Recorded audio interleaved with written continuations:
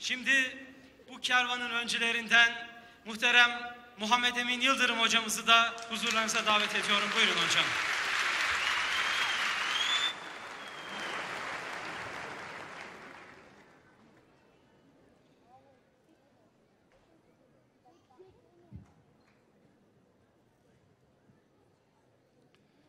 Bismillahirrahmanirrahim. Elhamdülillahi Rabbil alemin. Vessalatu vesselamu ala Resulina Muhammedin ve ala alihi ve ashabihi ecmain. Kıymetli kardeşlerim, Malatya civarlarından da gelen kardeşlerim var içinizde biliyorum. Ama yer Malatya olunca, imanın bedelini ödemiş bir şehir olunca, elbette selamların en hası Malatya'ya ve Malatyalılara olmalı. Ben buradaki hocalarımdan hem konum itibariyle hem de yaş itibariyle biraz küçüğüm. İhsan hocamla yaşımız yakın. Onun için 80 Eylül darbesini biraz bilirim. Ama 28 Şubat soğuğunu iyi bilirim. Bu bedeli de en iyi ödeyen şehrin Malatya olduğunu da bilirim. Onun için size selam olsun. Yarın tarih bizim arkamızdan da bir şeyler konuşacaksa ne büyük şereftir ki şöyle bir cümle söylensin. Evet, yaşadığı zamanda imanın bedelini ödedi. Evet, yaşadığı zamanda imtihanların altından kalkabildi. Evet, yaşadığı zamanlarda zalime boyun eğmedi. Mazlumun yanında oldu. Her daim mazlumun sesi olabildi. Allah size de bize de bunu nasip eylesin. Aziz kardeşlerim, sizi bir Kadisiye meydanına götürmek istiyorum.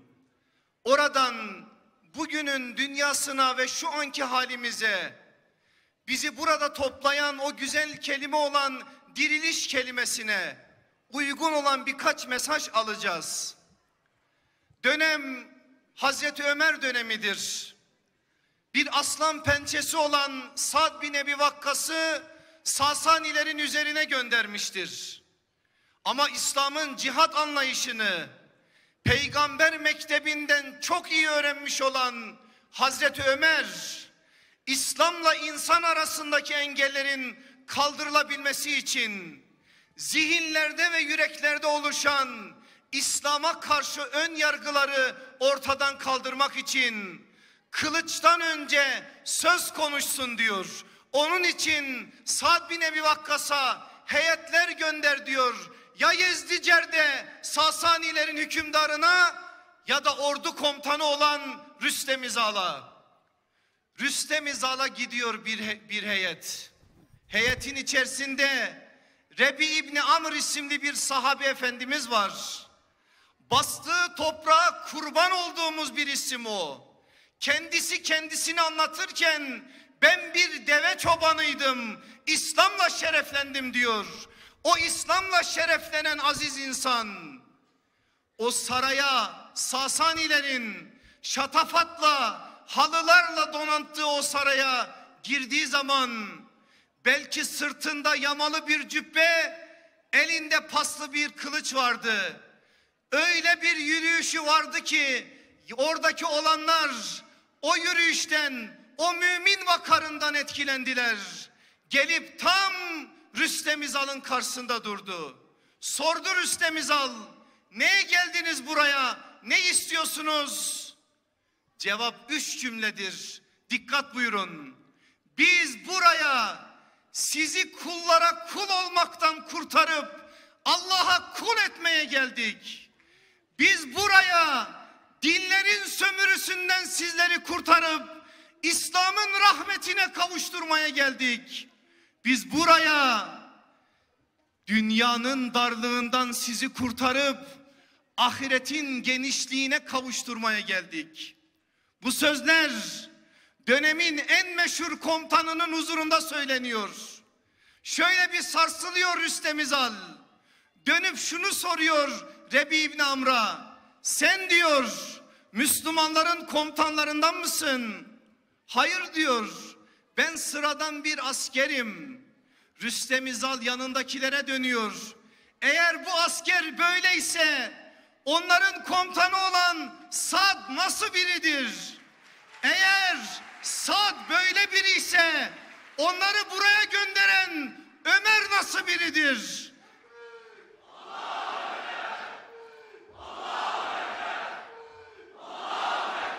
Rüstem İzal'ın söylemediğini de biz söyleyelim Malatya'dan. Eğer Ömer böyleyse Ömerleri yetiştiren Allah Resulü Aleyhisselatü Vesselam nasıl biridir? Peygamber mektebinden bahsediyoruz. O mektep yiğitler yetiştirdi. O mektep sadece boynunu, alnını namazda eğen insanlar yetiştirdi. Öyle olduğu için onun karşısında olanlar ne kadar dünyayı istiyorlarsa peygamber mektebinde yetişenler kat kat daha fazla ahireti istiyorlardı. Bir netice çıkmadı. Hazreti Ömer'e bir mektup yazdı Sa'd bin Ebi Vakkas. Bu sefer şunu söyledi Hazreti Ömer. O zaman bir heyet gönder. Yezdicer'de gönder. Rüstem İzal'a değil, Sasanilerin hükümdarı olan Yezdicer'de gönder dedi. 14 kişilik bir heyet seçildi. Tarih kitaplarımızda isimleri var. Numan bin Mukarrin var. Mughire İbni Şube var. Asım İbni Amr var. Var da var. Varıyorlar. Orada da konuşmalar oluyor. Rivayetler uzun. Gadaplanıyor Yezdicert. Orada tahkir eden bazı sözler söylüyor.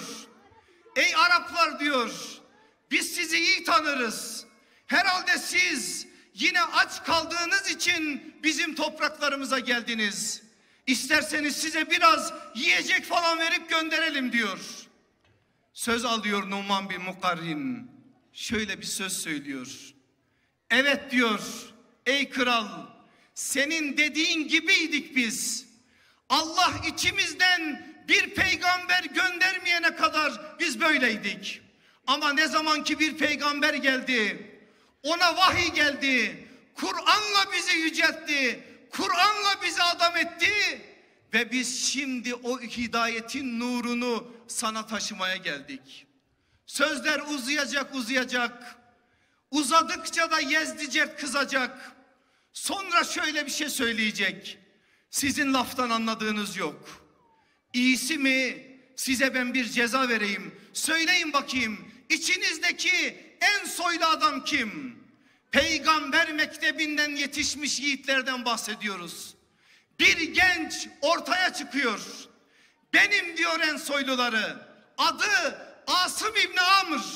Onun abisi El Cezire topraklarına iman nurunu getiren Kaka İbni Amr'dır. Aslında en soylusu o değil. Ama anlıyor ki bir ceza verecek Yezdicert. O ceza bana gelsin.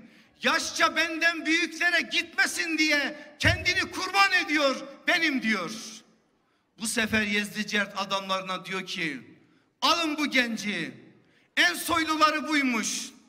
Bunlar güya bizim topraklarımızı fethetmeye gelmişler.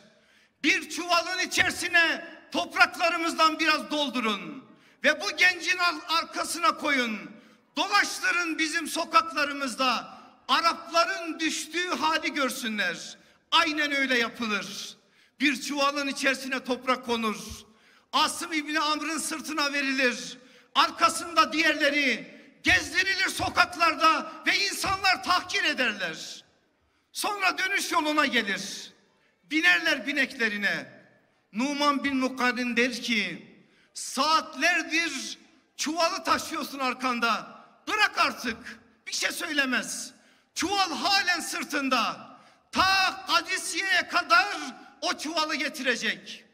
Numan bin Mukarrin konuşulanları Sa'd bin Ebi Vakkas'a anlatmak için onun huzuruna gittiği zaman Asım İbni Amr, o gencecik delikanlı, o peygamber mektebinin talebesi yüksekçe bir yere çıkacak.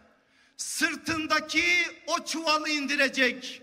Çuvalın içindeki toprağı şöyle aşağıya doğru boşaltırken ey Müslümanlar diyecek. Ben Sasanilerin, İran'ın bir toprağını, bir çuval toprağını sırtımda getirdim. Gerisini siz kılıçlarınızla alacaksınız.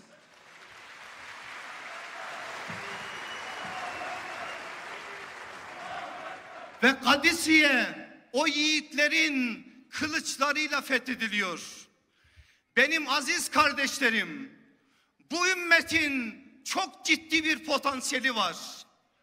Ama böyle dünyayı arkasına atmış, dünyanın evladı değil, ahiretin evladı olmuş bir avuç insana ihtiyaç var. Bir nüve, böyle bir ufacık bir cemaat, bir topluluk. Eğer bunu biz içimizden çıkarabilirsek, eğer bu manada biz ortaya bir örneklik koyabilirsek, bu ümmet 14 asırdır ne zorlu dönemlerden çıktı, neler yaptı, bir daha yapacak, bir daha Selahaddinler yetiştirecek, bir daha İzmir Abdüsselamlar yetiştirecek, bir daha iman adına, mücadele adına o özlenen günlere bizleri kavuşturacak. İnşallah şu diriliş buluşmaları bu işin küçük bir kıvılcımı olsun. Koca koca ormanlar bir kıvılcımla yanmaz mı? Koca koca işler bir adımla ortaya çıkmaz mı? Bir kıvılcımın arkasından ne geleceğini kim bilir Allah aşkına?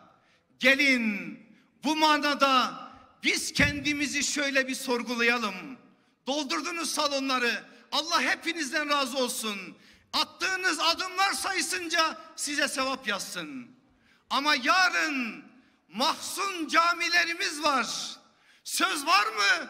Yarın sabah namazında Malatya'nın camilerini de doldurmaya. Biz o camileri doldurduğumuz gün Kudüs'ün yolu açılacak bize. Biz şu anda Allah'ın bize verdiği nimetlerin kadrini, kıymetini bildiğimiz gün İnşallah Kudüslerin fethi yakındır. Evet, hepimizin şöyle bir hedefi olmalı. Yesribleri Medine kılalım, Medine yapalım. Çünkü böyle bir sorumluluğumuz var. Ama işe nereden başlayalım? Hangimiz çıkar da şu anda içimizden göksünü gere gere benim evim Medine diyebilir? Benim evimde Kur'an hakim. Ben Kur'an'a göre yaşıyorum. Çocuklarım da Kur'an'a göre yaşıyor. Benim evimde 2-3 tane televizyon yok. İnternet beni kuşatmamış. Kur'an beni kuşatmış diyebilecek kaç tane baba yiğit çıkar içimizden? Gelin Yesribleri Medine kılmak mı? Evet, vallahi öyle. Ama işe başlayacağımız yer evlerimiz olsun. Evlerde dedikodu değil, cihat konuşulsun. Sofraların başına geldiğimiz zaman hanımla biz yarın alacağımız eşyaları değil, şehadeti konuşalım. Şehadete şahit olsun çocuklarımız ve bizden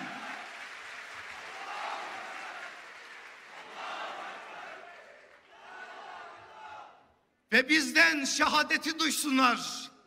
Çocuklarımız bu babamla annem ne diyorlar? Sofrada oturmuşuz. Yemek yerken bile ölümü konuşuyorlar. Ölmeyi konuşuyorlar. Allah'a kavuşmaktan bahsediyorlar. Allah'a gitme arzusuyla yanıp tutuşuyorlar. Biz bunu yaptığımız zaman o zaman göreceksiniz. Vallahi evlerimiz suffa olacak. Vallahi sofralarımız suffanın şubesi olacak. Vallahi Mus'ablar yetişecek. Esmalar yetişecek. Ayşeler yetişecek. Muazzlar yetişecek. Asım İbni Amr gibi yiğitler yetişecek. Aziz kardeşlerim, sözü fazla uzatmak niyetinde değilim. Tek bir şey söyleyeceğim ve sözlerimi bitireceğim. Sizi Malatya'dan alıp Medine'ye götürmek istiyorum. Çünkü Medine'nin iklimi insanı adam eden bir iklim. Biz ne zaman sırtımızı Medine'den çevirdikse adamlığımızı da kaybettik. Yeniden adam olmak için bir kez daha sırtımızı o nübüvvet coğrafyasına, yani Medine meltemine, yani sahabenin iman nurunu cihana yaydığı o melteme yaslamak zorundayız. Günler Hayber'in sonrasıdır. Aleyhissalatü vesselam Efendimiz dönmüş gelmiş, Hayber fethedilmiş, çıbanbaşı olan Yahudinin beli iki yerden kırılmış. Allah bir daha bu cihanda da kırsın inşallah. O gün Allah Resulü Aleyhissalatü vesselam mescidine giriyor. Hep yaptığı bir iştir. Seferden salim bir biçimde döndüğü için 2 rekat şükür namazı kılacaktır. Sonra biliyorsunuz evleriyle Allah Resulü Aleyhisselatü Vesselam'ın mescidi yan yana, evine gitmiyor. Onun her zaman için yaptığı bir şey var. Kızı can parçası Fatıma'sını ziyarete gidiyor. Fatma anamız o gün Medine'nin içlerinde bir yerde oturuyor. Babam bana doğru gelecektir muhakkak düşünerek, babam yorulmasın, uzun bir seferden geldi diyerek o da babaya doğru yürüyor. Baba kız ikisine de canlar feda, yolları Medine'nin ortasında bir yerde kesişiyor. Sarılıyorlar birbirlerine.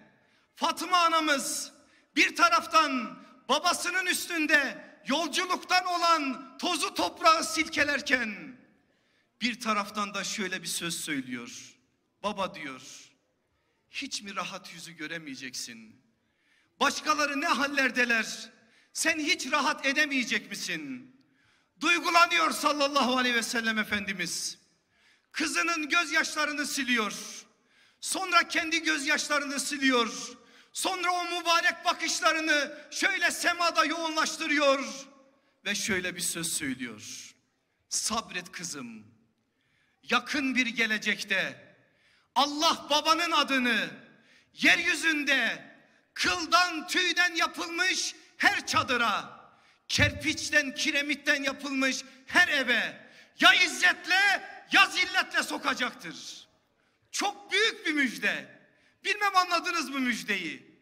Şöyle resmedeyim size. Yeryüzünün her evine, her sarayına, her şatosuna ya izzetle girecek, yani oranın sakinleri Müslüman olacaklar, aziz oldukları için izzetli bir biçimde Muhammedun Resulullah diyecekler, ya da zelil bir biçimde iman etmeyecekler ama İslam oralara hakim olacak, zelil bir biçimde onlar da o ismin altında teslim olacaklar. Benim aziz kardeşlerim, vallahi Kudüs'te kurtulacak bir gün, iman etmişiz. Şam'ın yüzü gülecek mi? Gülecek. Cizre'nin dağlarına bahar gelecek mi? Gelecek. Trabzon, Samsun bir şekliyle güzel bir halde o meltemi yansıtacak mı? Yansıtacak. İstanbul bambaşka bir biçimde bir gün imanı soluyacak mı? Soluyacak. Kahire'ye, Bağdat'a, Azerbaycan'a, şuraya buraya daha da gidin. Paris'e, New York'a, Teksas'a, Kanada'ya gelecek mi bu iş? Vallahi gelecek, billahi gelecek.